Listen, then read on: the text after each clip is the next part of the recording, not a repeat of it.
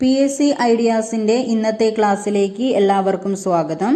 ഇന്ന് നമ്മൾ ഡിസ്കസ് ചെയ്യുന്നത് കേരള ഭൂമിശാസ്ത്രത്തിലെ ഊർജ സ്രോതസ്സുകളിൽ ജലവൈദ്യുത പദ്ധതികളെ കുറിച്ചാണ് നമ്മൾ ഇന്ന് ഡിസ്കസ് ചെയ്യുന്നത്. PSC എക്സാമിനേഷനിൽ മെയിനായിട്ട് വരുന്ന ഒരു ടോപ്പിക്കാണ് ഊർജ സ്രോതസ്സുകൾ, അതുപോലെ ജലവൈദ്യുത പദ്ധതികൾ. അപ്പോൾ നമുക്ക് എന്തൊക്കെയാണ് അതിൽ മെയിനായിട്ട് വരുന്ന പോയിന്റ്സുകൾ എന്ന് നോക്കാം. കേരളത്തിൽ ഏറ്റവും കൂടുതൽ ഉൽപ്പാദിപ്പിക്കുന്ന വൈദ്യുതി ജലവൈദ്യുതിയാണ് കേരളത്തിൽ ഏറ്റവും കൂടുതൽ ഉൽപ്പാദിപ്പിക്കുന്ന വൈദ്യുതി. കേരളത്തിൽ ഊർജ വികസന പ്രവർത്തനങ്ങൾ നടപ്പാക്കുന്ന ഏജൻസികൾ ഏതൊക്കെയാണ്? 4 ഏജൻസികളാണ് കേരളത്തിൽ ഊർജ വികസന പ്രവർത്തനങ്ങൾ നടപ്പാക്കുന്ന ഏജൻസികൾ. ഏതൊക്കെയാണെന്ന് നോക്കാം. ഫസ്റ്റ് വൺ കേരള സംസ്ഥാന വൈദ്യുതി board KSEB. Second one electrical inspectorate. Third one ANERT, agency for new and renewable energy research and technology, 1986. Fourth one energy management centre. അപ്പൊ 4 എണ്ണം പറഞ്ഞു നമ്മൾ കേരളത്തിൽ ഊർജ വികസന പ്രവർത്തനങ്ങൾ നടപ്പാക്കുന്ന ഏജൻസികൾ. ഒന്നുകൂടി പറയാം. കേരള സംസ്ഥാന വൈദ്യുതി board KSEB, electrical inspectorate, ANERT, agency for new and renewable energy research and technology, 1986. Fourth one energy management centre. KSEB സ്ഥാപിതമായത് എന്നാണ്? 1957 മാർച്ച് 31. 1957 മാർച്ച് 31 KSEB സ്ഥാപിതമായത്. KSEBയുടെ ആപ്തവാക്യം എന്താണ്? KSEBയുടെ ആപ്തവാക്യം കേരളത്തിന്റെ ഊർജം എന്നാണ് KSEBയുടെ ആപ്തവാക്യം. അതുപോലെ കേരളത്തിലെ ഏറ്റവും വലിയ ജലവൈദ്യുത പദ്ധതി ഏതാണ്? കേരളത്തിലെ ഏറ്റവും വലിയ ജലവൈദ്യുത പദ്ധതിയാണ് ഇടുക്കി ജലവൈദ്യുത പദ്ധതിയാണ് കേരളത്തിലെ ഏറ്റവും വലിയ ജലവൈദ്യുത പദ്ധതി. KSEBയുടെ കീഴിൽ 38 ജലവൈദ്യുത പദ്ധതികളും 2 ഡീസൽ പവർ പ്ലാന്റുകളും 1 കാറ്റാടി ഫാമും 24 പ്ലാന്റും ഉണ്ട്. എന്തൊക്കെയാണ്? KSEBയുടെ കീഴിൽ as per KSEB annual report 2020-21 പ്രകാരമുള്ള കണക്കാണിത്. As per KSEB annual report 2020-21 കണക്ക് പ്രകാരം KSEBയുടെ കീഴിൽ 38 ജലവൈദ്യുത പദ്ധതികളും 2 ഡീസൽ പവർ പ്ലാന്റുകളും 1 കാറ്റാടി ഫാമും 24 പ്ലാന്റും ഉണ്ട്. വൈദ്യുതി ബോർഡിന്റെ സൗജന്യ ബില്ലിംഗ് സോഫ്റ്റ്വെയർ ഒരുമയാണ് വൈദ്യുതി ബോർഡിന്റെ സൗജന്യ ബില്ലിംഗ് സോഫ്റ്റ്വെയർ. ഏറ്റവും കൂടുതൽ ജലവൈദ്യുതി പദ്ധതികളുള്ള കേരളത്തിലെ ജില്ല ഇടുക്കി. കേരളത്തിൽ പൂർണ്ണമായും വൈദ്യുതീകരിച്ച ആദ്യ ജില്ല പാലക്കാട്.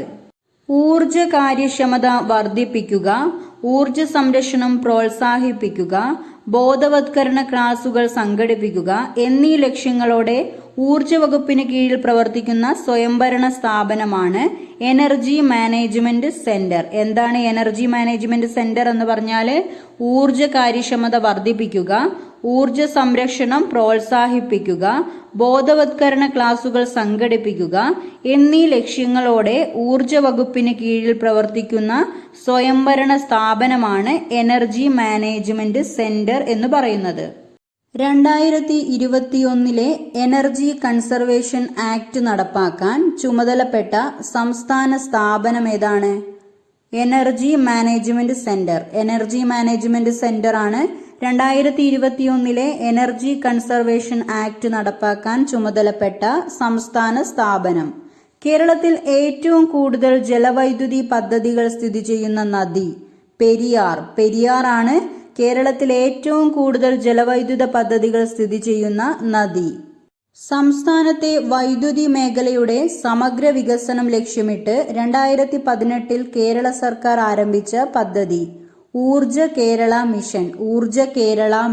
സംസ്ഥാനത്തെ വൈദ്യുതി മേഖലയുടെ സമഗ്ര വികസനം ലക്ഷ്യമിട്ട് 2018 കേരള സർക്കാർ ആരംഭിച്ച പദ്ധതിയാണ് ഊർജ കേരള മിഷൻ. പാലക്കാട് ജില്ലയിലെ സമ്പൂർണ്ണ വൈദ്യുതീകരിച്ച ജില്ലയായി പ്രഖ്യാപിച്ച വർഷം 2010 ഫെബ്രുവരി 16. 2010 ഫെബ്രുവരി 16 പാലക്കാട് ജില്ലയിലെ സമ്പൂർണ്ണ വൈദ്യുതീകരിച്ച ജില്ലയായി പ്രഖ്യാപിച്ച വർഷം. ഗാർഹിക ഉപഭോക്താക്കളുടെ ഇടയിൽ ഊർജ സംരക്ഷണ ബോധവൽക്കരണത്തിനായി ഇലക്ട്രിസിറ്റി ബോർഡ് ആവിഷ്കരിച്ച് നടപ്പിലാക്കിയ ഊർജ സംരക്ഷണ പദ്ധതിയാണ് ലാഭപ്രഭ. 2023 ലാഭപ്രഭ. ഗാർഹിക ഉപഭോക്താക്കളുടെ ഇടയിൽ ഊർജ സംരക്ഷണ ബോധവൽക്കരണത്തിനായി ഇലക്ട്രിസിറ്റി ബോർഡ് ആവിഷ്കരിച്ച് നടപ്പിലാക്കിയ ഊർജ സംരക്ഷണ പദ്ധതിയാണ് ലാഭപ്രഭ 2023. ഊർജ കേരള മിഷന്റെ ഭാഗമായി ആരംഭിക്കുന്ന പദ്ധതികൾ. ഊർജ കേരള മിഷന്റെ ഭാഗമായി ആരംഭിക്കുന്ന പദ്ധതികൾ ഏതൊക്കെയാണെന്ന് നോക്കാം. ഫസ്റ്റ് വൺ സൗരോർജത്തിൽ നിന്ന് 1000 മെഗാവാട്ട് വൈദ്യുതി ഉൽപാദനം. സൗരോർജത്തിൽ നിന്ന് 1000 മെഗാവാട്ട് വൈദ്യുതി ഉൽപാദനം.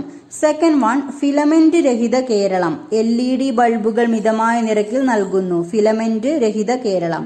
തേർഡ് വൺ ദ്യുതി 2021 വൈദ്യുതി വിതരണ ശൃംഖല നവീകരിക്കാൻ. ദ്യുതി 2021.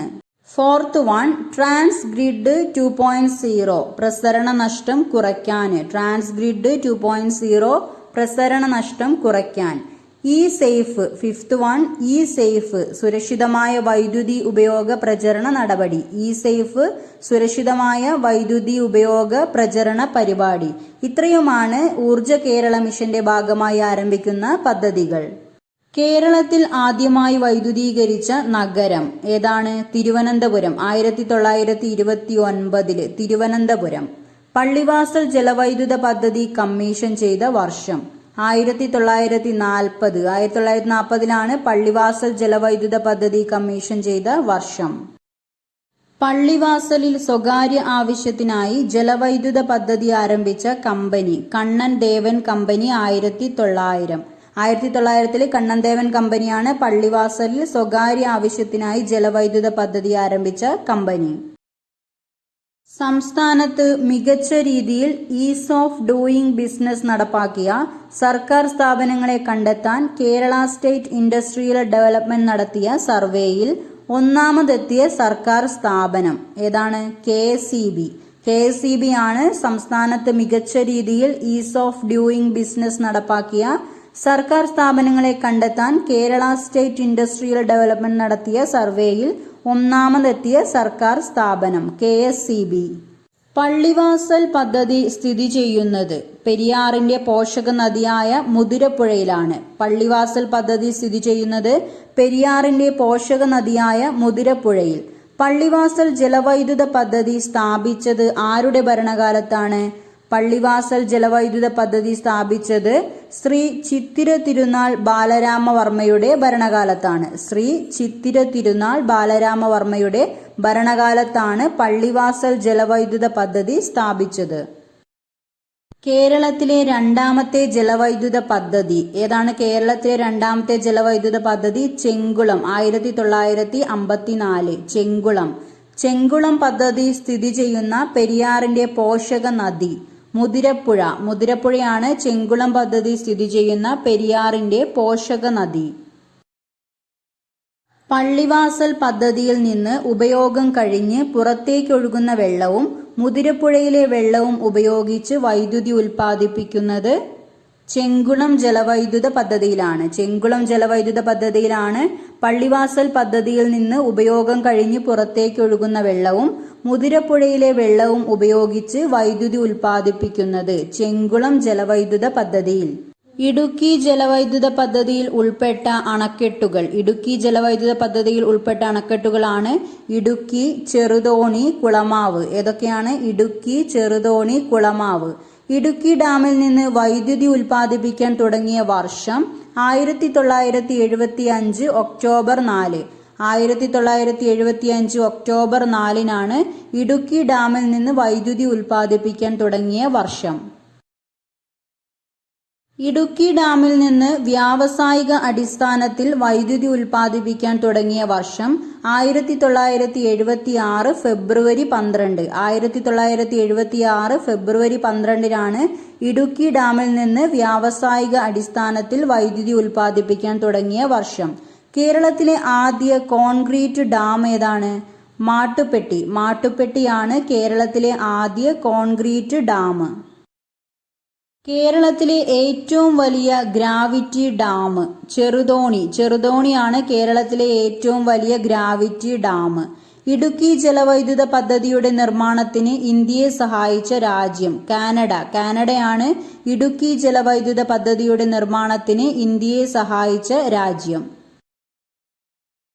ഇടുക്കി ജലവൈദ്യുത പദ്ധതിയുടെ പവർ സ്റ്റേഷൻ സ്ഥിതി ചെയ്യുന്നത് എവിടെയാണ്? മൂലമറ്റം. മൂലമറ്റത്താണ് ഇടുക്കി ജലവൈദ്യുത പദ്ധതിയുടെ പവർ സ്റ്റേഷൻ സ്ഥിതി ചെയ്യുന്നത്.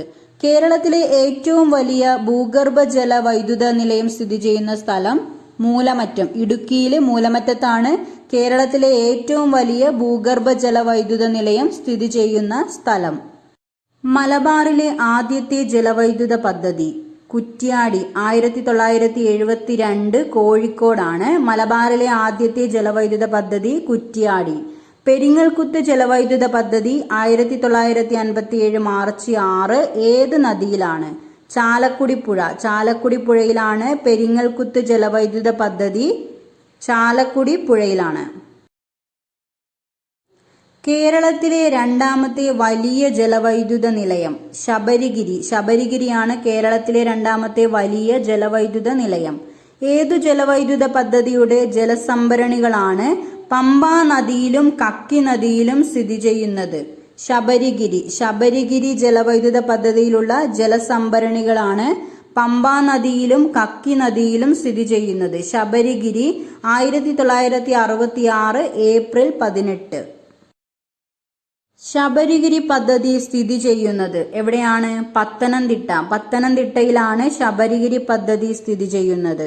കല്ലട ജലസേചന പദ്ധതിയിലെ വെള്ളം ഉപയോഗിച്ച് വൈദ്യുതി ഉൽപ്പാദിപ്പിക്കുന്ന പദ്ധതി കല്ലട ജലവൈദ്യുത പദ്ധതിയാണ്. കല്ലട ജലവൈദ്യുത പദ്ധതിയാണ് കല്ലട ജലസേചന പദ്ധതിയിലെ വെള്ളം ഉപയോഗിച്ച് വൈദ്യുതി ഉൽപ്പാദിപ്പിക്കുന്ന പദ്ധതി. 1994 ജനുവരി 5 കല്ലട ജലവൈദ്യുത പദ്ധതി. പേപ്പാറ ചെറുകിട ജലവൈദ്യുത പദ്ധതി പ്രവർത്തനം ആരംഭിച്ചത് 1996 ജൂൺ 5. നേര്യമംഗലം ജലവൈദ്യുത പദ്ധതി സ്ഥിതി ചെയ്യുന്നത് അടിമാലി. നേര്യമംഗലം ജലവൈദ്യുത പദ്ധതി സ്ഥിതി ചെയ്യുന്നത് അടിമാലി. പഴശ്ശി സാഗർ ജലവൈദ്യുത പദ്ധതി നിലവിൽ വരുന്ന ജില്ല കണ്ണൂർ. പഴശ്ശി സാഗർ ജലവൈദ്യുത പദ്ധതി നിലവിൽ വരുന്ന ജില്ല കണ്ണൂർ. സ്വകാര്യ മേഖലയിൽ പ്രവർത്തിക്കുന്ന കേരളത്തിലെ ജലവൈദ്യുത പദ്ധതികൾ.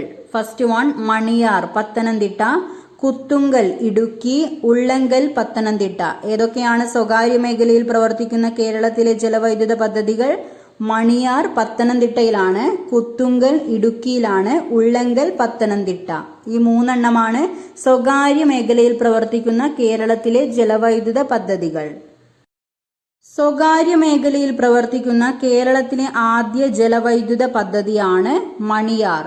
കേരളത്തിലെ സ്വകാര്യ മേഖലയിലുള്ള ഏറ്റവും വലിയ ജലവൈദ്യുത പദ്ധതിയാണ് കുത്തുങ്കൽ. മുള്ളങ്കൽ പദ്ധതി സ്ഥിതി ചെയ്യുന്ന നദി കക്കാട്. മുള്ളങ്കൽ പദ്ധതി സ്ഥിതി ചെയ്യുന്ന നദി കക്കാട്.